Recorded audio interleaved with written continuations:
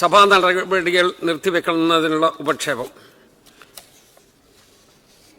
മുൻ സർക്കാർ നടപ്പിലാക്കാതെ മരവിപ്പിച്ച PM ശ്രീ പദ്ധതി സംസ്ഥാനത്ത് നടപ്പാക്കുന്നതിനായി മന്ത്രിസഭാ ഉപസമിതി രൂപീകരിച്ച് തുടർ നടപടികൾ സ്വീകരിക്കാനുള്ള സർക്കാർ തീരുമാനം പൊതുസമൂഹത്തിൽ ഉളവാക്കിയിട്ടുള്ളതായി പറയപ്പെടുന്ന ആശങ്ക സഭാ നടപടികൾ നിർത്തിവെച്ച് ചർച്ച ചെയ്യണമെന്നാവശ്യപ്പെട്ട് ബഹുമാനപ്പെട്ട അംഗങ്ങളായ സർവശ്രീ P. Prasad, KK Ramachandran, PK Praveen എന്നീ അംഗങ്ങൾ ചട്ടം 50 പ്രകാരം നോട്ടീസ് നൽകിയിട്ടുണ്ട്.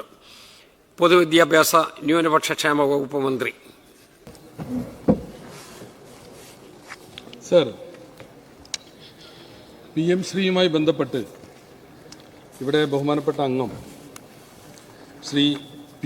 പ്രസാദ് അവതരിപ്പിച്ച പ്രമേയം സർ വസ്തുതകൾക്ക് നിരക്കാത്തതാണ്.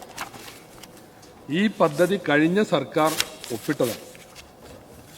സർക്കാർ MOU ഒപ്പിട്ടതിനെ തുടർന്ന് ഒപ്പിടാത്തതിൻ്റെ പേരിൽ തടഞ്ഞു വെച്ചിരുന്ന SSK ഫണ്ട് 92.41 പിന്നീട് ഒരു 6.86 അങ്ങനെ 99.27 കോടി രൂപ കഴിഞ്ഞ സർക്കാരിൻ്റെ കാലത്ത് കൈപ്പറ്റിയിട്ടുള്ളത്.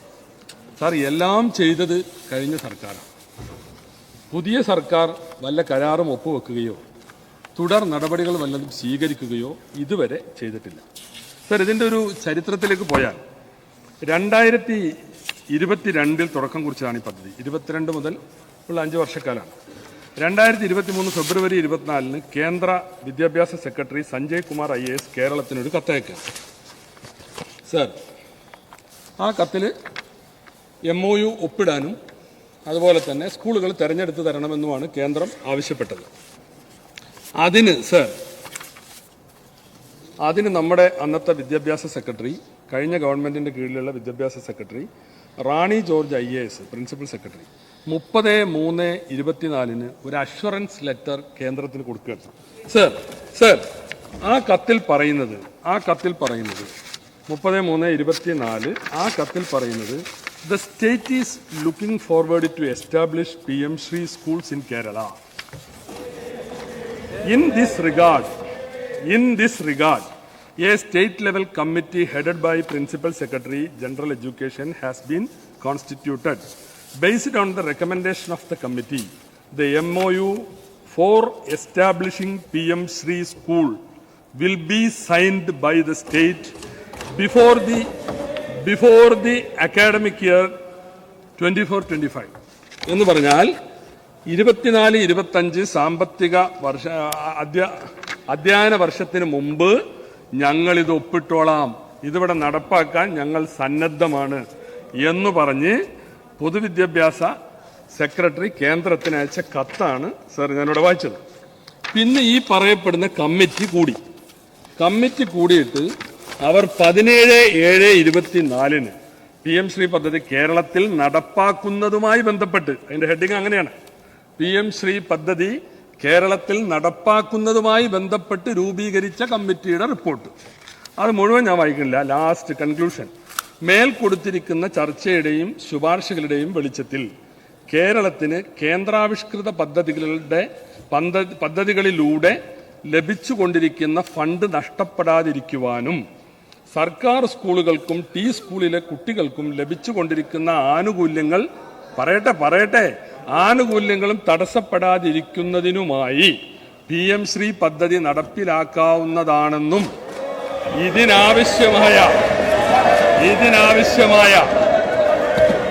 ഇതിനാവശ്യമായ ധാരണാപത്രം കേന്ദ്ര വിദ്യാഭ്യാസ മന്ത്രാലയവുമായി ഒപ്പുവെക്കാവുന്നതാണെന്നും ഈ കമ്മിറ്റി ശുപാർശ ചെയ്യുന്നു. ഇതാണ് 17/7/24 കഴിഞ്ഞ ഗവൺമെന്റിന്റെ കീഴിൽ നടന്ന കമ്മിറ്റിയുടെ തീരുമാനം.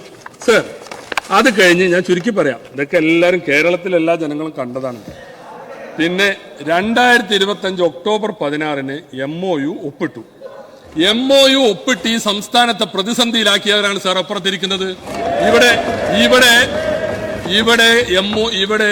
ഈ PM ശ്രീയിൽ ഒപ്പിടാതെ മാറി നിന്നിരുന്ന സംസ്ഥാനങ്ങളിൽ ഒന്നായിരുന്നു കേരളം. പക്ഷേ എല്ലാവരെയും മുൾമുനയിൽ നിർത്തി ഇരുട്ടിന്റെ മറവിൽ അന്ന് ഒപ്പിട്ട കഥകളൊക്കെ അന്നത്തെ മന്ത്രിയുടെ ഓഫീസിൽ നിന്ന് കിട്ടിയാണ്. ഒരാളും പുറത്തറിയാതെ വളരെ രഹസ്യമായി ക്യാബിനറ്റിനെ പോലും അറിയിക്കാതെ, CPI-കാർക്ക് അഭിപ്രായമുണ്ടോ, CPI-കാർ പോലും അറിയാതെ അന്ന് ബിനോയ് വിശ്വം എന്താ പറഞ്ഞത്? ബിനോയ് വിശ്വം അന്ന് ചോദിച്ചത് ഇതെന്ത് സർക്കാരാണെന്നാണ് ബിനോയ് വിശ്വം ചോദിച്ചത്. കാരണം ഒരു ഉത്തരവാദിത്തമില്ല, CPI-കാർ അറിഞ്ഞിട്ടില്ല. സർ ആ ധാരണാപത്രത്തിൽ എന്താ പറയുന്നത്? ഒക്ടോബർ 16 ഒക്ടോബർ 2025 നിങ്ങൾ ഒപ്പിട്ട ധാരണാപത്രം. ആ ധാരണാപത്രത്തിൽ വെറുതെ ബഹളം വെക്കല്ലേ, ആ ധാരണാപത്രത്തിൽ പറയുന്നത് DOSEL SEL ആൻഡ് എൽ എന്ന് പറഞ്ഞാൽ ഡയറക്ടറേറ്റ് ഓഫ് എഡ്യൂക്കേഷൻ ആണ്. MOE ministry of education. GOI government of India reserves the right to rescind, cancel, terminate the agreement in the interest of public by giving a notice of 30 days. എന്ന് പറഞ്ഞാൽ ഇതിൽ നിന്ന് പിന്മാറാനുള്ള ഏക അധികാരവും അവകാശവും കേന്ദ്ര ഗവൺമെന്റിന് മാത്രമാണുള്ളത്. കേന്ദ്ര ഗവൺമെന്റ് നിങ്ങൾ ഒപ്പിട്ട് കൊടുത്താണ്. നിങ്ങൾ ഈ എന്താ പറയാ കഴുത്തും കത്തിയും കൂടി അവിടെ കൊടുത്തു. നിങ്ങൾ പറയട്ടെ, കഴുത്തും കത്തിയും കൂടി അവിടെ കൊടുത്തു കേന്ദ്രത്തിന്. നിങ്ങൾ ഒപ്പിട്ട് കൊടുത്താണ്. അതിന്റെ മലയാളം ഒന്നും കൂടി ഞാൻ വിശദീകരിക്കാം. പൊതു താല്പര്യം മുൻനിർത്തി 30 ദിവസത്തെ മുൻകൂർ നോട്ടീസ് നൽകി, സർ ബേളം വെക്കല്ലെന്ന് പറയും, മുൻകൂർ നോട്ടീസ് നൽകി ഈ കരാർ റദ്ദാക്കാനോ അവസാനിപ്പിക്കാനോ കേന്ദ്ര സർക്കാരിനു മാത്രം അവകാശം നിക്ഷിപ്തമായിരിക്കുന്നു. റിസർവ്സ് ഇതാണ് സാർ ഇടതുപക്ഷം ഒപ്പിട്ട കരാറിലെ വ്യവസ്ഥ. ഇതാണ് ഇടതുപക്ഷം ഒപ്പിട്ട കരാറിലെ വ്യവസ്ഥ സർ. എന്നിട്ട് ഇതാണ് ഇടതുപക്ഷം ഒപ്പിട്ട കരാറ്. സത്യത്തിൽ സംസ്ഥാനത്തിന്റെ താൽപര്യങ്ങൾ ബലികഴിച്ച് പിണറായി സർക്കാർ ഒപ്പുവെച്ച ഒരു കരാറിനെ കുറിച്ച് ഇപ്പോൾ വ്യാജ പ്രചാരണം നടത്തുന്നവർ ഓർക്കേണ്ടത്, ഈ സർക്കാർ ഞങ്ങൾ അധികാരത്തിൽ വന്നിട്ട് 1 മാസമേ ആയിട്ടുള്ളൂ. ഞങ്ങൾ ഒരു കരാറും എവിടെ ഇപ്പോൾ ഒപ്പിട്ടിട്ടില്ല. നിങ്ങൾ ചെയ്തതുപോലെ നിഗൂഢമായ പ്രവർത്തനങ്ങളൊന്നും നടത്തിയിട്ടില്ല. നിഗൂഢമായ പ്രവർത്തനം ഞാൻ പറഞ്ഞു, എല്ലാവരെയും ഇരുട്ടിൽ നിർത്തി ക്യാബിനറ്റിൽ പോലും ചർച്ച ചെയ്യാതെ വളരെ ഗോപ്യമായി രഹസ്യമായി ഒപ്പുവെച്ച ഒരു കരാറാണിത് സർ. സഖ്യകക്ഷികളെ അറിയിച്ചില്ല, പരമരഹസ്യമായിട്ട് ചെയ്തു. മുഖ്യമന്ത്രിയുടെ ഒത്താശയോടുകൂടി അന്നത്തെ വിദ്യാഭ്യാസ മന്ത്രിയാണ് ഈ പണികളൊക്കെ ചെയ്തത് സർ. ആ ജാള്യത മറക്കാനാണ് ഞങ്ങൾക്കെതിരെ ആരോപണം ഉന്നയിക്കുന്നത്. പിന്നെ ഇപ്പോ ഈ അടിയന്തര പ്രമേയത്തിന്റെ നോട്ടീസിലും പറയണേ, ഞങ്ങൾ ഒപ്പിട്ടു ശരിയാണ്, പക്ഷെ ഞങ്ങൾ റദ്ദാക്കി. ഒപ്പിട്ട കരാർ ഞങ്ങൾ റദ്ദാക്കി എന്നാണ് നിങ്ങളുടെ വാദം. എവിടെ റദ്ദാക്കി? റദ്ദിന്റെ കത്ത് ഞാൻ വായിക്കാം സർ. ഇത് പ്രശ്നം പ്രതിസന്ധിയൊക്കെ ആയപ്പോൾ വലിയ വിവാദമായി തെരഞ്ഞെടുപ്പ് വരുന്നു. നിങ്ങൾ കൊടുത്തത് 12/11/25 കത്ത്. അതിൽ നമ്മളുടെ ഇവിടെ നിന്ന് അങ്ങോട്ട് അയച്ച കത്ത്, kind attention is invited to the reference cited in the view of the concern raised regarding the implementation of the memorandum of understanding referred to above. The Council of Ministers of the state decided to constitute a committee from among its members to examine such concern raised and submitted in respect for further consideration. For facilitating the same, the Council of Ministers decided to keep the implementation of the MOU in abeyance. Cancel ആക്കിയെന്ന് അവിടെ പറയുന്നത്? No. ഇതിന്റെ മലയാളം എന്താ sir? ഇതിന്റെ മലയാളം എന്താ? കരാർ റദ്ദാക്കണമെന്നോ തുടർ നടപടി വേണ്ടെന്നോ ഇതിൽ പറയുന്നില്ല. ആശങ്കകൾ ചർച്ച ചെയ്യാൻ നിങ്ങൾ ഈ കേരളത്തിൽ ജനങ്ങളെ ഇങ്ങനെ അണ്ടർ എസ്റ്റിമേറ്റ് ചെയ്യരുത്. ഇതൊക്കെ എല്ലാവർക്കും തിരിയും. പറയൂ. അതായത് ചർച്ച പറയുന്നില്ല. ആശങ്കകൾ ചർച്ച ചെയ്യാൻ ഉണ്ടാക്കുന്ന മന്ത്രിസഭാ ഉപസമിതിയുടെ റിപ്പോർട്ട് വരുന്നത് വരെ MOU നടപ്പാക്കുന്നത് താൽക്കാലികമായി നീട്ടിവെക്കേണ്ടതാണെന്ന് അറിയിച്ചു. നീട്ടിവെക്കേണ്ടതാണ്, നോട്ട് ക്യാൻസൽ സർ. ഇത് കേന്ദ്രത്തെ അറിയിച്ചു കൊണ്ടൊരു കത്തെഴുതി. ആയതിന് നിയമപരമായി വല്ല സംഗതിയുണ്ടോ സർ? ഞാൻ നേരത്തെ വായിച്ചു, കരാറിൽ നിന്ന് പിൻവാങ്ങാനുള്ള പൂർണ്ണ സ്വാതന്ത്ര്യം കേന്ദ്രത്തിന് വെച്ചുകൊടുത്തുകൊണ്ട് ഈ കരാറിലെ എല്ലാ അധികാരവും യൂണിലേറ്ററലായി ഏകപക്ഷീയമായി കേന്ദ്രത്തിന് നൽകിക്കൊണ്ടാണ് നിങ്ങൾ കേരളത്തിന്റെ അവകാശങ്ങളെ ബലികഴിച്ചാണ് ഈ കരാർ ഒപ്പിട്ടത് എന്നുള്ളതാണ് ഇതിന്റെ ഇന്നത്തെ പ്രതിസന്ധി സർ. പിന്നെ ഇനി പറഞ്ഞതൊക്കെ റെക്കോർഡിലുള്ള സർ. ഇപ്പൊ തരും. ഈ പറഞ്ഞതൊക്കെ റെക്കോർഡിലുള്ള കാര്യങ്ങളാണെങ്കിൽ സർ, ഇനി ഇനി സാർ ദേശാഭിമാനി 25/10/2025 ഞാൻ ചുരുക്കാണ്, ഇത് കൂടുതൽ പറയേണ്ട കാര്യമൊന്നുമില്ലല്ലോ. ഞാൻ കൃത്യമായ റെക്കോർഡുകൾ പറഞ്ഞു. ദേശാഭിമാനി 25/10/2025 ഒന്നാം വിശദാംശങ്ങൾ പിന്നീട് മറുപടി പറയാം. സാർ ലീഡിംഗ് ന്യൂസ് ഉണ്ട് സാർ 8/5/26 ഇത് പുതിയ ഇതിനെ കുറിച്ചുള്ള ലീഡിംഗ് ന്യൂസ് ദേശാഭിമാനിയിൽ ഒന്നാം പേജിൽ. സാർ PM ശ്രീ ഒപ്പിട്ടത് കുട്ടികളുടെ ഭാവിക്ക്. PM ശ്രീ ഒപ്പിട്ടത് കുട്ടികളുടെ ഭാവിക്ക്. ആരാ പറയുന്നത്? സാർ സാർ സാർ ആരാ പറയുന്നത്? അന്നത്തെ വിദ്യാഭ്യാസ മന്ത്രി. അതിന്റെ തുടക്കം മാത്രം ഞാൻ വായിക്കാം. ദേശാഭിമാനിയാണ്. വിശദാംശങ്ങൾ പിന്നീട് പറയാം. മനോരമല്ല. Yes, okay. അപ്പോ സാർ ഇവിടെ ഇപ്പൊ ഞങ്ങൾ ഇത്രേ പറഞ്ഞോളൂ. സാർ നിങ്ങൾ ഈ വിധം കേരളത്തെ പ്രതിസന്ധിയിലാക്കി, നിങ്ങൾ അതിന്റെ പ്രചാരകരായി, അതിനുവേണ്ടി ഫൈറ്റ് ചെയ്തവരാണ് കഴിഞ്ഞ ഗവൺമെന്റ്. എന്നാൽ ഞങ്ങളുടെ മുമ്പിലുള്ള സംഗതി എന്താ? ഞങ്ങൾ വരുമ്പോൾ ഗവൺമെന്റുകൾ ഒരു തുടർച്ചയാണ്. ദ സ്റ്റേറ്റ് ഓഫ് കേരള ഗവൺമെന്റുകൾ തുടർച്ചയാണ്. അപ്പൊ അതുകൊണ്ട് നിങ്ങൾ അങ്ങൊരു ഉപസമിതിയെ വെച്ചിട്ട് ഈ ഉപസമിതി ഒന്നും ചെയ്തില്ല, മാസങ്ങളോളം യോഗം ചേർന്നു. എന്നാൽ ആ ഉപസമിതിക്ക് ചേർന്നിട്ടത് വേണ്ടാന്ന് വെക്കായിരുന്നല്ലോ, അങ്ങനെ കൊടുത്തിട്ടില്ലല്ലോ. നിങ്ങൾ ആ ഉപസമിതി 8 മാസം യോഗം ചേർന്നില്ല. ഗവൺമെന്റിന്റെ കാലാവധി തീരുന്നത് വരെ ഉപസമിതി യോഗം ചേർന്നില്ല. അപ്പൊ ഞങ്ങൾ ഇത്രേ പറയുന്നുള്ളൂ, ഗവൺമെന്റുകൾ തുടർച്ചയാണ്. നിങ്ങൾ തുടങ്ങി വെച്ച ആ സംഗതി, നിങ്ങൾ ഒപ്പിട്ട് പ്രതിസന്ധിയിലാക്കിയ ആ സംഗതിയിൽ ഞങ്ങളൊരു ഉപസമിതിയെ വെച്ചിട്ടുണ്ട്. കഴിഞ്ഞ ക്യാബിനറ്റ് ആ ഉപസമിതിയുടെ തീരുമാനങ്ങൾ വരുന്നതിന് മുമ്പ് ഇങ്ങനെ ഒരു അടിയന്തര പ്രമേയം അവതരിപ്പിക്കാൻ ബഹുമാനപ്പെട്ട പ്രതിപക്ഷത്തിനോ പ്രമേയ അവതാരകനോ അവകാശമില്ല. കാരണം ഊഹങ്ങളുടെ പേരിൽ റൂൾ 50 നിൽക്കില്ല. കാരണം ഊഹമാണ്. ഇവിടെ ഈ ഗവൺമെന്റ് എന്തെങ്കിലും തീരുമാനം എടുത്ത് പ്രഖ്യാപിച്ചോ? അപ്പോ ഇതെല്ലാം നിങ്ങൾ ചെയ്തിട്ട് ഞങ്ങളെ ഇതിന്റെ ആളുകളാക്കാൻ ശ്രമിക്കരുത്. ഞാൻ അവസാനിപ്പിക്കാൻ തീർത്തും പറയാം. കേന്ദ്ര ഗവൺമെന്റിന്റെ ഹിന്ദുത്വ അജണ്ടകളോടുള്ള കോൺഗ്രസിന്റെയും ലീഗിന്റെയും UDF-ന്റെയും നിലപാടുകൾ സുവ്യക്തമാണ്. വിദ്യാഭ്യാസ മേഖലയെ വർഗീയവൽക്കരണത്തിനും ചരിത്രം വളച്ചൊടിക്കുന്നതിനും വക്രീകരിക്കുന്നതിനുമെതിരെ ഞങ്ങൾ എന്നും പോരാടിയിട്ടുണ്ട്. ഇനിയും ആ നിലപാടിൽ അണുവിട വ്യത്യാസമുണ്ടാകില്ല. അതുകൊണ്ട് ഈ പ്രമേയം ചർച്ച ചെയ്യാൻ സഭ നിർത്തിവെക്കേണ്ടതില്ല എന്നാണ് എന്റെ അഭിപ്രായം. ശ്രീ P. പ്രസാദ്. സർ, ബഹുമാന്യനായ വിദ്യാഭ്യാസ വകുപ്പ് മന്ത്രി PMCയുടെ കാര്യത്തിൽ ഈ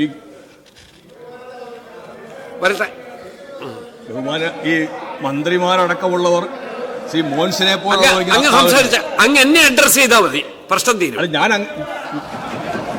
ഞാൻ അങ്ങേ അഭിമുഖീകരിച്ച് തന്നെയാണ് പറയുന്നത്. പറഞ്ഞിട്ടേ ഇരിക്കത്തുള്ളൂ. ആര് ബഹളം വെക്കാൻ ശ്രമിച്ചാലും അങ്ങനെ പറഞ്ഞിട്ടേ മാറുള്ളൂ. ഇവിടെ നേരത്തെ ക്ലാസ് കൊടുത്തപ്പോൾ ഈ പുതിയ അംഗങ്ങൾക്ക് ഈ സഭയിലെ പെരുമാറ്റത്തെക്കുറിച്ച് കുറച്ചുകൂടി ക്ലാസ് കൊടുക്കേണ്ടതെന്ന് തോന്നുന്നു. അവർ ചെയ്യുന്ന നല്ലതായിരിക്കും. ഇവിടെ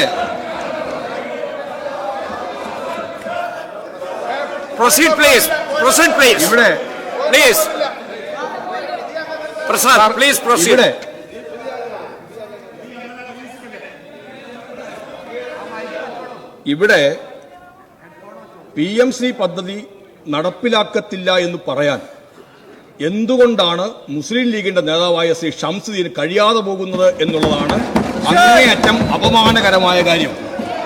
ഇവിടെ ഈ അടിയന്തര പ്രമേയത്തിന്റെ അവതരണത്തിന് കാര്യം പറയുമ്പോൾ ഇവിടെ ഇന്ത്യയുടെ മതനിരപേക്ഷതയെയും ജനാധിപത്യത്തെയും ഫെഡറലിസത്തെയും ബഹുസ്വരതയുമെല്ലാം നിരാകരിക്കുന്ന ഒന്നാണ് ന്യൂ എഡ്യൂക്കേഷൻ പോളിസി 2020 എന്ന് എല്ലാവരും പറഞ്ഞു. കോൺഗ്രസിനകത്ത് അഭിപ്രായ വ്യത്യാസമില്ല, മുസ്ലിം ലീഗ് അത് പറയുന്നുണ്ട്. അങ്ങനെല്ലാം ഉള്ളവരിടത്ത് ഇത് RSS പറയുന്നു ഞങ്ങളുടെ ആശയമാണ്, NEP ഞങ്ങളുടെ ആശയമാണ് എന്ന് പറയുന്നിടത്ത് അതിനെ നടപ്പിലാക്കാൻ എന്തിനാണ് ഇത്ര വ്യഗ്രത കാണിക്കുന്നത്? ആ വ്യഗ്രത അല്ല, ഈ സംസാരിക്കുന്നതിനകത്ത് ബഹുമാന്യനായ സ്പീക്കർ അങ്ങാണ് ഇതിനകത്ത് ഇത് സംരക്ഷണം നൽകേണ്ടത്. ആ സംരക്ഷണം തരാൻ വേണ്ടിയാണ് അങ്ങ് എന്നോട് സഹകരിച്ചാൽ മതി. ഞാൻ അങ്ങോട്ടാണ് സംസാരിക്കുന്നത്. അങ്ങയുടെ ധ്വനിയിൽ ഞാൻ സഹകരിക്കുന്നില്ല എന്നൊരു ധ്വനി ഉണ്ടാവും. ശരിയല്ല, അത് നമ്മൾ തമ്മിലുള്ള തർക്കാക്കണ്ട. തർക്കം അങ്ങേക്ക് ഇത് പ്രസന്റ് ചെയ്യാം. അങ്ങേ പ്രസന്റ് ചെയ്യാൻ വേണ്ടി ഞാൻ തന്നെയാണ് വിളിച്ചത്. അങ്ങേക്ക് ശാന്തമായിട്ടിരിക്കാം. അത് ദയവായിട്ട് അങ്ങ് പ്രസന്റ് ചെയ്യൂ. സർ, നമ്മുടെ രാജ്യത്തെ കോടാനുകോടി വിദ്യാർത്ഥികളെ ഏറ്റവും പ്രതികൂലമായി ബാധിക്കുന്ന തിങ്കളാഴ്ച ദിവസം ശ്രീ മാത്യു കുഴൽനാടൻ ഇവിടെ പറഞ്ഞു ക്യാച്ച് ദം യങ്. വളരെ ഗൗരവതരമായ കാര്യമായിരുന്നു അന്ന് പറഞ്ഞത്.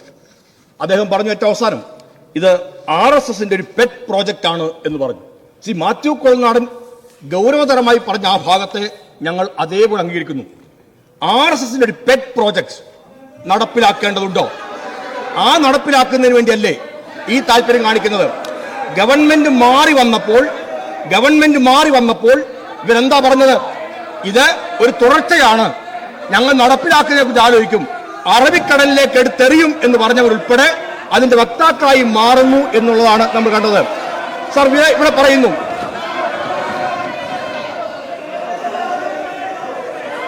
Please. Honor, please. Praveen, please sit down. Proceed, please. Prasad. അങ്ങിരിക്കൂ. അവിടെ പ്രസാദ്. സർ, ഞാൻ വീണ്ടും ഓർമ്മിപ്പിക്കുന്നു, ഈ കാര്യത്തിൽ ഇതിനകത്ത് ഗൗരവതരമായ ഒരു ഇടപെടൽ തീർക്കാൻ കഴിയാതെ മറ്റു കാര്യമെല്ലാം പറയുകയാണ്. ഇവിടെ അദ്ദേഹം പറഞ്ഞു 30/3/24 റാണി ജോർജിന്റെ കത്താണ് അദ്ദേഹം ഇവിടെ കൊണ്ട് അവതരിപ്പിക്കുന്നതെല്ലാം. എന്നാണ് സാർ ഈ പറഞ്ഞ തരത്തിൽ നേരത്തെ കത്തെല്ലാം പോകുന്നത്? 2026 മെയ് 8 കേന്ദ്രത്തിൽ വന്ന കത്തിന്റെ കാര്യം പറഞ്ഞിട്ട് അദ്ദേഹം നേരെ പോയത് 30/3/24 എന്തൊരു അബദ്ധമാണെന്ന് ആലോചിച്ച് നോക്കുക. എന്താ പറഞ്ഞിരിക്കുക കത്തിനകത്ത്? I would request you to take necessary steps for early implementation of the PMC scheme in the state without any further delay in the larger interest of providing quality education of the children of the state. 2026 May 8 നടപ്പിലാക്കിയിട്ടില്ല ഈ കേരളത്തിൽ. നോക്കൂ, അവിടെയാണ് 24 ഏതോ ഒരു കത്ത്, റാണി ജോർജിന്റെ കത്ത് കൊണ്ടുവന്നിട്ട് ഇത് ന്യായീകരിക്കാൻ വേണ്ടി ശ്രമിക്കുന്നത്. വീണ്ടും പറയുന്നു, നമ്മൾ കേന്ദ്ര ഗവൺമെന്റ് അവിടെ കൊടുത്തിരിക്കുന്ന അഫിഡവിറ്റ് ഉണ്ട്. ആ അഫിഡവിറ്റിനകത്ത് കേരളം നടപ്പിലാക്കിയിട്ടില്ല എന്ന് പറയുന്നു. അങ്ങനെ പറയുന്നിടത്ത് കേരളം ഇത് നടപ്പിലാക്കിയിട്ടില്ല എന്ന് കേന്ദ്ര ഗവൺമെന്റ് അഫിഡവിറ്റും കൊടുക്കുന്നിടത്ത് എന്തിനാണ് ശ്രീ ഷംസുദ്ദീൻ PMCയുടെ അംബാസഡറായിട്ട് മനസ്സിലാക്കിയ കാര്യം? സർ, കേരളത്തിലെ അന്നത്തെ വിദ്യാഭ്യാസ വകുപ്പ് മന്ത്രി കേന്ദ്ര വിദ്യാഭ്യാസ മന്ത്രിയെ കണ്ട് ധാരണാപത്രവുമായി മുന്നോട്ട് പോകില്ല എന്ന് തീരുമാനം അറിയിച്ചതാണ്. സർ, മുൻ ഗവൺമെന്റ് ധാരണാപത്രം ഒപ്പുവെച്ചുകൊണ്ട് ഈ UDF സർക്കാരിന്റെ പദ്ധതിയുമായി മുന്നോട്ട് പോകാതിരിക്കാൻ കഴിയില്ലെന്ന് പറയുന്നത് എത്രയോ തെറ്റായ ഒരു വാദഗതിയാണെന്ന് ആലോചിച്ച് നോക്കുക. ഇതുമായി ബന്ധപ്പെട്ട് സംസ്ഥാനത്തില്ലാതെ മോണിറ്ററിംഗ് കമ്മിറ്റികൾ രൂപീകരിച്ചിട്ടില്ല, പട്ടിക സമർപ്പിച്ചിട്ടില്ല. അതിനൊപ്പം തന്നെ ഞാൻ നേരത്തെ പറഞ്ഞതുപോലെ മെയ് 8 കത്ത് നമ്മുടെ മുമ്പിലുണ്ട്. LDF സർക്കാർ മരവിപ്പിച്ചെന്ന് കേന്ദ്രം സമ്മതിച്ച സ്കൂൾ ലിസ്റ്റുകളോ മോണിറ്ററിംഗ് കമ്മിറ്റികളോ പോലും ഇല്ലാത്തൊരു പദ്ധതികളെ പൊടിതട്ടിയെടുത്ത് മുന്നോട്ട് കൊണ്ടുപോകാൻ UDF തീരുമാനിച്ചതായിട്ടാണ് മാധ്യമങ്ങളിലൂടെ ഈ മന്ത്രിമാരടക്കമുള്ള പറഞ്ഞതെന്ന് വ്യക്തമാവുന്നതെല്ലാം. അതല്ല എങ്കിൽ അത് മറിച്ച് ഒരു തീരുമാനമാവേണ്ടതാണ്. സർ, ഞങ്ങളാരും RSSനെ അനുകൂലിക്കുന്നതായിട്ട് പോയിട്ടില്ല. NCERT വെട്ടിമാറ്റിയ ഗാന്ധി വധവും മുഖചരിത്രവുമെല്ലാം പ്രത്യേക പാഠപുസ്തകങ്ങളാക്കി കേരളത്തിലെ കുട്ടികളെ പഠിപ്പിച്ച ചരിത്രമാണ് ഈ കേരളത്തിലെ LDF ഗവൺമെന്റ് കാലത്ത് ഉണ്ടായിട്ടുള്ളത്. കേരളം സ്വന്തം ഉന്നത വിദ്യാഭ്യാസ ചട്ടക്കൂട് രൂപീകരിച്ച് NEP-ക്കുള്ള ബദൽ മാതൃകയാണ് ഈ കേരളം നടപ്പിലാക്കിയത്. UGCയുടെ 2025 ഡ്രാഫ്റ്റ് റെഗുലേഷൻസ് സംസ്ഥാനത്ത് നടപ്പിലാക്കില്ലെന്ന് കേന്ദ്രത്തെ രേഖാമൂലം അറിയിക്കാനുള്ള ആർജവത്വം കാണിച്ചത് LDF ഗവൺമെന്റ് ആണ് എന്നുകൂടി മനസ്സിലാക്കേണ്ടത് അനിവാര്യമാണ്. സാർ, ഇവിടെ നേരത്തെ എല്ലാം പറയുന്ന കാര്യമുണ്ട്. ഒന്ന്, ഇതിനകത്ത് പിന്മാറാൻ സാധിക്കില്ല. ബഹുമാനനായ മുഖ്യമന്ത്രിയും പറയുന്നത് കേട്ടു, ഇത് പിന്മാറാൻ സാധിക്കില്ല എന്ന്. ഹൈക്കോടതിയിലായിട്ട് 10 വർഷക്കാലത്തോളം വക്കീലായി പ്രാക്ടീസ് ചെയ്തിരുന്ന നിയമജ്ഞനായ ആളാണ് ശ്രീ VD സതീശൻ. ഇപ്പോൾ നിയമവകുപ്പും ധനകാര്യ വകുപ്പും കൈകാര്യം ചെയ്യുന്ന മന്ത്രി കൂടിയായ മുഖ്യമന്ത്രിയാണ്. പക്ഷെ അദ്ദേഹം അങ്ങനെ പറയാൻ പാടുണ്ടോ? എന്താ നമ്മുടെ ഭരണഘടന പറയുന്നത്?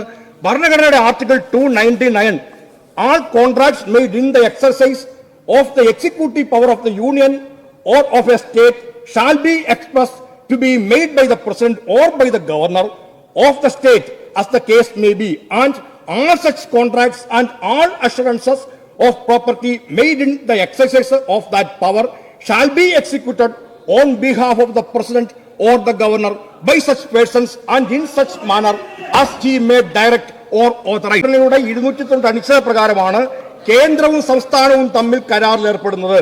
അങ്ങനെ വരുമ്പോൾ ഓരോ സംസ്ഥാന സർക്കാരും കേന്ദ്ര സർക്കാരും കരാറിൽ ഏർപ്പെടുന്നത് സംസ്ഥാന ഗവർണറുടെയോ ഇന്ത്യൻ പ്രസിഡന്റിന്റെയോ നാമധേയത്തിൽ അധികാരപ്പെടുത്തിയിട്ടുള്ള ആൾ ഒപ്പിട്ടുകൊണ്ട് മാത്രമാണ്. അപ്രകാരമല്ലാത്ത ഒരു കരാറിനും നിയമപ്രാബല്യം ഇല്ലാത്തതും സ്വതവേ അസാധുവാണ്. Void ab initio പ്രത്യേകം വിവരിക്കേണ്ട കാര്യമില്ല. അത് ഒരു കാരണവശാലും മാറാൻ പറ്റില്ല എന്ന് പറയുമ്പോൾ ഇത് 299(1) പ്രകാരം void ab initio ആണ്. ഇത് സുപ്രീം കോടതിയും കേരള ഹൈക്കോടതിയും നിരവധി കേസുകൾ അസന്നിഗ്ധമായി പ്രഖ്യാപിച്ചിട്ടുണ്ട്. State of Bihar versus Karamchand Thapar നമ്മുടെ തിരുവനന്തപുരം ഗോൾഫ് ക്ലബിന്റെ കേസ് ഉൾപ്പെടെയാണ് പ്രഖ്യാപിച്ചിട്ടുണ്ട്. അവിടെയാണ് ഒപ്പിട്ടിരിക്കുന്നു ഒരു IAS ഉദ്യോഗസ്ഥ, ഇനി ഒന്നും കഴിയില്ല എന്ന് പറഞ്ഞ് നിങ്ങൾ ആരുടെ അംബാസഡർ ആവാനാണ് ശ്രമിക്കുന്നത്? നിങ്ങൾ പറഞ്ഞിരിക്കുന്നത് ഇവിടെ വാസുകി ഒപ്പിട്ടിരിക്കുന്ന വിദ്യാഭ്യാസ വകുപ്പിലെ അഡീഷണൽ സെക്രട്ടറിയും തമ്മിൽ ഒപ്പിട്ടിരിക്കുന്ന ധാരണാപത്രം കേരള ഗവർണറുടെ പേരിലോ ഇന്ത്യൻ പ്രസിഡന്റിന്റെ പേരിലോ അല്ല. അതുകൊണ്ട് തന്നെ മേൽ പറഞ്ഞ MOU-വിന് മെമ്മോറാണ്ടം ഓഫ് അണ്ടർസ്റ്റാൻഡിങ്ങിന് നിയമപ്രാബല്യം ഇല്ലാത്തതാണ്. കൂടാതെ സംസ്ഥാന സർക്കാരുകളുടെ ഭരണപരമായ കാര്യങ്ങൾ നിർവഹിക്കുന്നതിന് ഇന്ത്യൻ ഭരണഘടനയുടെ ആർട്ടിക്കിൾ 166 പ്രകാരം rules of business in government ചട്ടം സർക്കാർ ഉണ്ടാക്കിയിട്ടുണ്ട്. അതിനകത്ത് ഇത് ബാധകമാണോ എന്ന് ആലോചിച്ച് നോക്കുക. അപ്പോൾ ഇതേ നേരത്തിൽ നയപരമായ തീരുമാനങ്ങൾ മന്ത്രിക്കോ മുഖ്യമന്ത്രിക്ക് പോലുമോ മന്ത്രിസഭാ കൂടാതെ അത് എടുക്കാൻ അധികാരമില്ല എന്ന് ഇരിക്കുന്നിടത്ത് ഒരു നിയമപ്രകാരം നിലനിൽക്കുന്നതല്ലെന്ന്, ഇത് നള്ളിറ്റിയാണെന്ന് കോടതികൾ പ്രഖ്യാപിക്കുന്നതാണ്. ഇത് തന്നെ നമുക്ക് Chandrapur district central cooperative bank limited versus state of Maharashtra കേസിനകത്തും ഇതേപോലുള്ള വിധി ഉണ്ടായിട്ടുണ്ട്. ഈ കോടതി വിധികൾ, ഹൈക്കോടതിയുടെയും സുപ്രീം കോടതിയുടെയും വിധികൾ നമ്മുടെ മുമ്പിലുള്ളപ്പോൾ എന്തിനാണ് അതിനകത്തേക്ക് RSSന്റെ വിഷസർപ്പങ്ങൾക്ക് വിളക്ക് വെക്കാൻ വേണ്ടിയിട്ട് മുസ്ലിം ലീഗിന്റെ മന്ത്രി ഗ്രീൻ ബിസിനസ് 10(1) ധനപരമായ ബാധ്യത ഉണ്ടാക്കുന്ന ഏതൊരു തീരുമാനവും ധനമന്ത്രി അനുമതിയോടല്ലാതെ എടുക്കുകയാണെങ്കിൽ അപ്രകാരമുള്ള തീരുമാനങ്ങൾ നിയമപരമല്ല എന്ന് കോടതി പ്രഖ്യാപിച്ചിട്ടുണ്ട്. Sir Bal Kalyani and others versus state of Maharashtra justice K സുകുമാരന്റെ വിഖ്യാതമായ വിധിന്യായമുണ്ട്. അപ്പൊ ഈ അപ്രകാരമുള്ള തീരുമാനങ്ങൾ നിലനിൽക്കുന്നില്ല പ്രഖ്യാപിച്ചിട്ടുണ്ട്. സർക്കാരിന് സാമ്പത്തിക ബാധ്യത ഉണ്ടാക്കുന്ന സറൻസറായിട്ടില്ല തീരുമാനങ്ങൾ ധനമന്ത്രിക്ക് മുൻകൂർ അനുമതിയില്ല എടുത്താൽ അതും നിയമവിരുദ്ധമാണ്, നള്ളിറ്റിയാണ്, കൃത്യമായ എന്നവണ്ണം പറയുകയാണ്. സർ PMC പദ്ധതിയുടെ ചെലവാകുന്ന തുകയുടെ 40% സംസ്ഥാന സർക്കാരാണ്. അതുകൊണ്ട് തന്നെ ധനകാര്യമന്ത്രിയുടെ ഒരു അനുമതി ഇല്ലാതുള്ളത് ഒരിക്കലും നിലനിൽക്കുന്നതേ അല്ല. അതുകൊണ്ട് ഇൻ പ്രിൻസിപ്പൽ ധാരണയുടെ പേര് പറഞ്ഞ് PMC നടപ്പിലാക്കാൻ വേണ്ടിയുള്ള ശ്രമത്തിലേക്ക് പോകരുത് എന്നുള്ളതാണ്. അതോടൊപ്പം തന്നെ ഒരു കാര്യമുള്ളത്, സർ ഞാൻ അവസാനിപ്പിക്കാം. ബഹുമാനപ്പെട്ട സുപ്രീം കോടതിയിൽ WPC നമ്പർ 132/2016 കേസിൽ കേന്ദ്ര സർക്കാർ ഒരു സത്യവാങ്മൂലത്തിൽ പറയുന്നുണ്ട്, 28/10/25 കൊടുത്ത പ്രകാരം PMC പദ്ധതി ചേരുന്നത് നിർത്തിവെച്ചിരിക്കുകയാണെന്ന് സംസ്ഥാന സർക്കാർ അനുവദിച്ചിരിക്കുന്നു പറഞ്ഞു. സാർ ഒരു കാര്യം കൂടി അവസാനിപ്പിക്കട്ടെ. കേൾക്കൂ. The consequences of this single minded push for centralisation, commercialisation and communalisation have fallen squarely on our students. This carnage of India's public education. Yes. Siddique KPCC vice president ആയിരുന്ന ആളാണ്. അദ്ദേഹം ഒന്ന് പഠിക്കണം. അങ്ങയുടെ പോയിന്റ് വളരെ ക്ലിയർ ആയി, സംസാരിക്കുന്ന ആളാണ്. അങ്ങേക്ക് വളരെ കൃത്യമായി ഗവൺമെന്റ് അങ്ങേക്ക് ക്ലിയർ ആയെങ്കിലും ഗവൺമെന്റിന് ക്ലിയർ ആയിട്ടില്ല എന്നുള്ളതാണ് sir. This carnage of India's public education system must end. ഇത് അല്ല, ഇത് പറഞ്ഞത് സാക്ഷാൽ ശ്രീമതി സോണിയാഗാന്ധിയാണ്. ദിസ് കാർണേജ്, ഇത് കൂട്ടക്കൊലയാണ് ഇന്ത്യൻ വിദ്യാഭ്യാസം എന്നുള്ളത്. അത് AICC സൈറ്റിൽ പോയാൽ സിദ്ദിഖിന് കാണാൻ ഇത് ഇത്രയും ഗൗരവതരമായ പ്രശ്നം സഭ നടപടികൾ നിർത്തിവെച്ച് ചർച്ച ചെയ്യണം എന്ന് ഞാൻ അഭ്യർത്ഥിക്കുന്നു. ബഹുമാനപ്പെട്ട മന്ത്രി ശാന്തമായിട്ടിരിക്കും, മന്ത്രി മറുപടി പറയട്ടെ. ഇവിടെ ശ്രീ പ്രസാദിന്റെ അവതരണത്തിൽ തന്നെ വളരെ കൃത്യമാണ്. അദ്ദേഹത്തിന് പറയാനൊരു ഗ്രൗണ്ടില്ല. സത്യത്തിൽ എല്ലാം കഴിഞ്ഞ ഗവൺമെന്റിന്റെ കാലത്ത് ചെയ്തു വെച്ചു. അന്ന് ആ ഗവൺമെന്റിന്റെ ഭാഗമായിരുന്ന CPIക്കാർ പോലും അന്ന് ഗവൺമെന്റ് ചെയ്തത് തെറ്റാണ് എന്ന് കൃത്യമായിട്ട് പറഞ്ഞിട്ടുണ്ട്.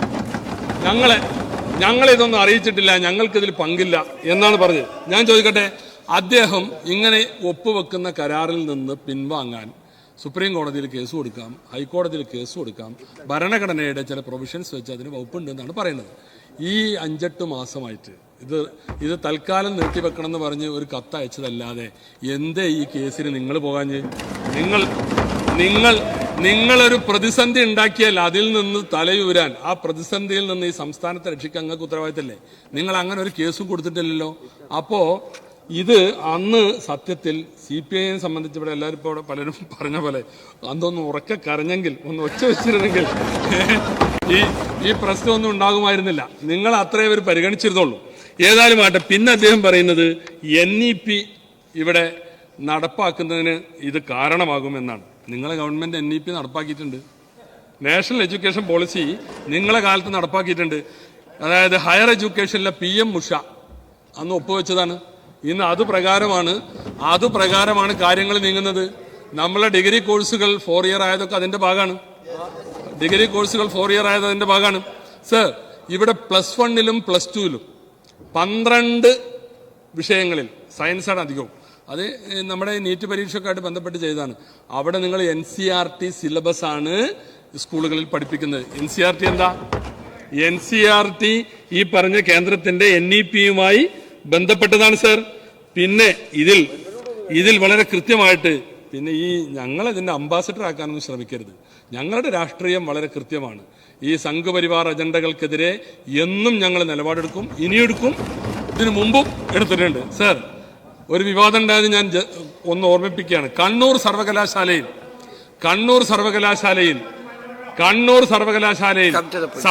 സവർക്കറുടെ പാഠഭാഗം പഠിപ്പിക്കാൻ ആരാ തീരുമാനിച്ചത്? അതിനെ ആരാ ന്യായീകരിച്ചത്? സർ, ആരാ ന്യായീകരിച്ചത്? അപ്പൊ ഇതൊക്കെ മറച്ചു വെച്ചിട്ട് ഇവിടെ കഴിഞ്ഞ ഗവൺമെന്റിന്റെ കാലത്ത് ഒരുപാട് വിവാദം ഉണ്ടായല്ലോ. സീറ്റ് ചോദിച്ച് മറ്റേ ഇദ്ദേഹം വന്നു എന്നും BJPയുടെ ഇവിടെ സംസ്ഥാനത്തുണ്ടായിരുന്ന പ്രഭാഹരി വന്നു നമ്മുടെ EP ജയരാജന്റെ വീട്ടിൽ. അത് കൊച്ചുമോന്റെ ബർത്ത്ഡേ ആഘോഷിക്കാനാണെന്നാ പറഞ്ഞത്. പ്രഭാരി ജാവേദ്കർ വന്നത് എന്തിനാ? ജാവേദ്കർ വന്നത് സീറ്റ് ചോദിക്കാനാണ്. അതിനുശേഷമാണ് തൃശ്ശൂർ സീറ്റ് താലത്തിൽ വെച്ച് കൊടുത്തത്. അങ്ങനെ കുറിച്ച് വീണ്ടും ശിവൻകുട്ടി വാചാലന വന്നിട്ടുണ്ട്. PM ശ്രീ ഫണ്ട് കുട്ടികൾക്ക് അവകാശപ്പെട്ടതാണ്. ദേശാഭിമാനാണ്. ഏതെങ്കിലും രാഷ്ട്രീയ പാർട്ടിയുടെ ഔദാര്യമല്ല, കേന്ദ്രാവിഷ്കൃത പദ്ധതിയായതിനാൽ തന്നെ തെരഞ്ഞെടുക്കപ്പെടുന്ന സ്കൂളുകളിൽ PM ശ്രീ എന്ന് ചേർക്കണമെന്ന വ്യവസ്ഥയുണ്ട്. എന്നാൽ പ്രധാനമന്ത്രിയുടെ പേരോ ചിത്രമോ വേണ്ടതില്ല എന്ന് പറഞ്ഞിട്ട് പിന്നെ പറയുന്നത് എന്താ? പദ്ധതിയിൽ ഒപ്പിടാതെ ഫണ്ട് നഷ്ടപ്പെടുത്തിയാൽ പാർശ്വവൽക്കരിക്കപ്പെട്ട ലക്ഷക്കണക്കിന് വിദ്യാർത്ഥികളെയായും ഇത് കൂടുതൽ ബാധിക്കുക. PM ശ്രീയിൽ ഒപ്പിടാത്തതിനാൽ സമഗ്ര ശിക്ഷ കേരളയുടെ 1158.13 കോടിയാണ് നമുക്ക് നഷ്ടമായിട്ടുള്ളത്. അതുകൊണ്ട് അതുവഴി ഉണ്ടാക്കേണ്ട സൗകര്യങ്ങൾ ഈ സംസ്ഥാനത്തെ കുട്ടികൾക്കുള്ളതാണ്. അതുകൊണ്ട് ഞങ്ങൾ ഒപ്പിട്ടു എന്നാണ് പറയുന്നത്. അപ്പൊ സർ, ഞാൻ പറയുന്നത് ഇവിടെ നിങ്ങളുണ്ടാക്കി വെച്ച പ്രതിസന്ധി അത് വളരെ ക്ലിയറാണ്. ആ പ്രതിസന്ധിയിൽ നിന്ന് സ്റ്റേറ്റ് സെൻട്രൽ റിലേഷൻഷിപ്പുകൾ ഉണ്ട്. കേന്ദ്രം ഭരിക്കുന്നത് ഒരു പാർട്ടി ആയിരിക്കാം, കേരളം ഭരിക്കുന്നത് ആ രാഷ്ട്രീയത്തോട് വിയോജിപ്പുള്ള മുന്നണിയാണ്. പക്ഷേ സ്റ്റേറ്റ് സെൻട്രൽ റിലേഷൻഷിപ്പുകളുണ്ട് ഒരു കരാറിനെ സംബന്ധിച്ചിടത്തോളം. ആ കരാറിൽ എല്ലാ പഴുതും അടച്ചുകൊണ്ട് നിങ്ങൾ അവരുടെ ഇതിൽ ചെന്ന് നിന്നു കൊടുത്തു. അതായത് കേന്ദ്രത്തിന് മാത്രം പിൻവലിക്കാവുന്ന ഒരു കരാറ്, കേന്ദ്രം മാത്രം വ്യവസ്ഥകൾ തീരുമാനിക്കുന്ന എല്ലാ മേൽക്കൈയും കേന്ദ്രത്തിനുള്ളത്. ഇന്ന് പറഞ്ഞതിന്റെ ഒരംശം ആ കരാറുണ്ടാക്കുമ്പോൾ ശ്രീ പ്രസാദിന്റെ പാർട്ടിയോ പറഞ്ഞിരുന്നെങ്കിൽ നമ്മൾ ഈ പ്രതിസന്ധിയിലാകുമായിരുന്നില്ല. അപ്പൊ ഞങ്ങളെ സംബന്ധിച്ചിടത്തോളം സർ, ഗവൺമെന്റുകൾ തുടർച്ചയാണ് ഇതിൽ ഈ സംസ്ഥാനത്തിന്റെ താല്പര്യങ്ങളെ സംരക്ഷിച്ചുകൊണ്ടും അതുപോലെ തന്നെ മറ്റ് വിധത്തിലുള്ള സംസ്ഥാനത്തിന്റെ താല്പര്യങ്ങളെ മാനിച്ചുകൊണ്ടും സംഘപരിവാർ അജണ്ടകൾക്ക് കീഴ്പ്പെടാതെയുമുള്ള ഒരു തീരുമാനമായിരിക്കും ഞങ്ങളിൽ നിന്നുണ്ടാകുക. ഇവിടെ സത്യത്തിൽ ഞാൻ നേരത്തെ പറഞ്ഞതുപോലെ ഇവിടെ ഈ പറയുന്നത് തന്നെ ഞങ്ങളൊരു കരാറിലും ഒപ്പുവെച്ചിട്ടില്ല. ഞങ്ങൾ ഒപ്പുവെച്ചതിന്റെ തുടർ നടപടികൾ സ്വീകരിച്ചിട്ടുമില്ല. പിന്നെ ഇവിടെ പറഞ്ഞത് ഇതാണ്, മെയ് 8 വന്ന കത്ത്, മെയ് 8 ഒരു കത്ത് വന്നു. ശരിയാണ്, മെയ് 8 വീണ്ടും കേന്ദ്രം കത്തയച്ചു. മെയ് 8 നിങ്ങളുടെ കാവൽ സർക്കാരാണ് ഇവിടെ. ഞങ്ങൾ അധികാരത്തിൽ വരുന്നത് മെയ് 18 അപ്പോ ഞങ്ങൾ അധികാരത്തിൽ വരുമ്പോഴുള്ളത് ഈ ഒരു ലെറ്ററാണ്. നിങ്ങൾ ചെയ്തു വെച്ച കാര്യങ്ങളുടെ തുടർച്ച എന്തുകൊണ്ട് ചെയ്യുന്നില്ല, എപ്പോ ആരംഭിക്കും എന്നാണ് ഈ കത്തിൽ ചോദിക്കുന്നത്.